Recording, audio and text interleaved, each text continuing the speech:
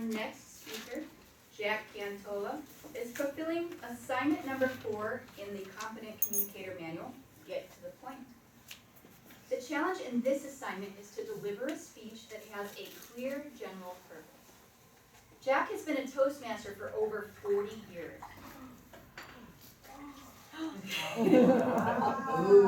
he's still adding checks to our board. He has been a charter member of 2 new clubs and has coordinated a number of speechcraft and youth leadership programs. He is responsible for bringing dozens of new members to Toastmasters through his personal recruiting and through the club website. Speaking for 5 to 7 minutes, the title of his speech is A Parable for Toastmasters. Please help me welcome Jack Kantola.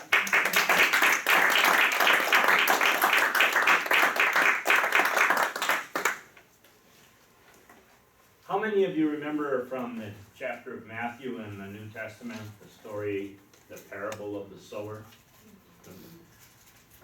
Let me just refresh you on that. It's about a farmer who went out to plant the seed for his grain crop. And in those days, the planting wasn't very precise, so he was broadcasting the seed by hand. Some of the seed fell on the path, passing the field. And as soon as that seed was down on the path, the birds swooped in and ate it, flew off. Some of the seed landed onto rocky soil, where it germinated very quickly.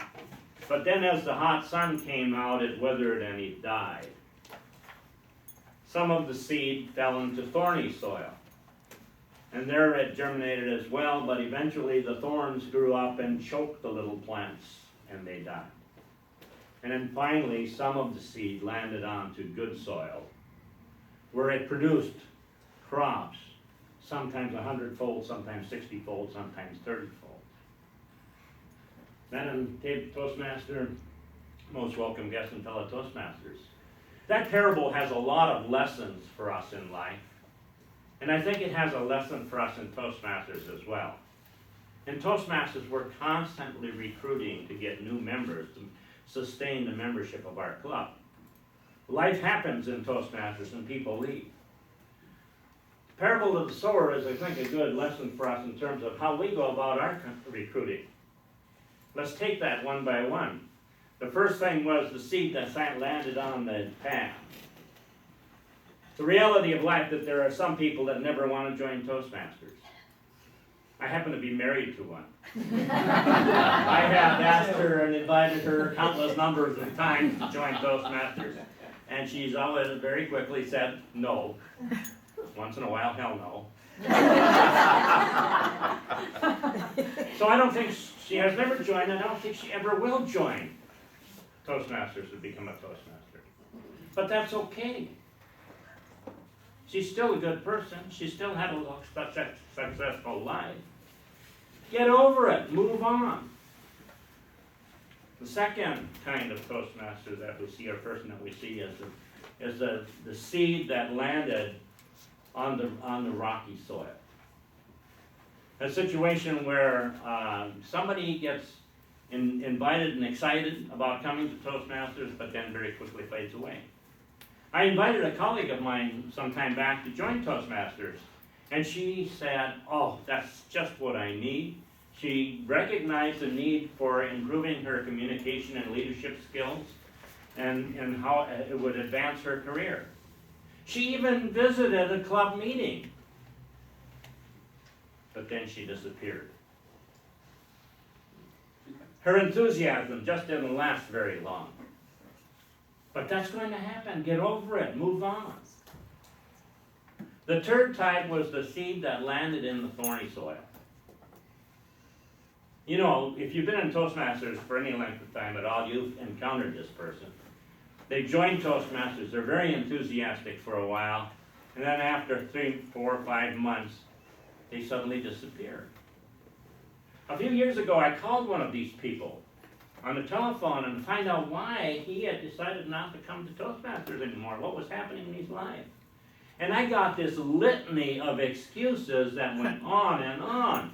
I've been so busy on the job, I have all these chores to do, I have a hard time getting up in the morning. Over the phone, I could hear the thorns choking him right there. That's going to happen. Get over it and move on. The fourth type is the seed that landed on good soil. All of you here today represent that type. All of you have recognized the value of improving your communication and leadership skills and the difference that that will make in your life. You have decided to make the commitment to become more than you were through the Toastmasters experience. Those are the kinds of people that we should pay our attention to. Those are who we should put our effort into to make sure that they are invited to Toastmasters and that they are able to enjoy a good experience. Once that happens, of course, we have another responsibility and another challenge. And that is, when that happens, our club becomes the good soil. We have to provide a Toastmasters experience that is rich and fulfilling and nourishing to help them to want to stay involved, to help them to achieve their goal of becoming more than who they are. We can do this by having fun, challenging, and timely meetings. We can do this by having schedules that are published in advance so people can plan their lives. We can do this by providing good, positive, supportive feedback through our evaluations. And we can do this by remaining as individuals committed to fulfilling our assignments as Toastmasters. You see, this rich experience that we have here, this opportunity that we have to improve ourselves and our lives and to become more successful in our careers, is all part of the program.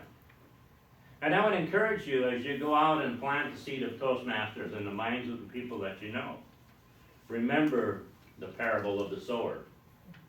Get over those things that we can't change and concentrate on those which we can. Madam Toastmaster.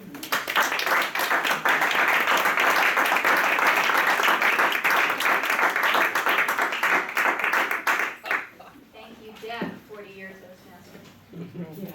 If we could have 1 minute, please.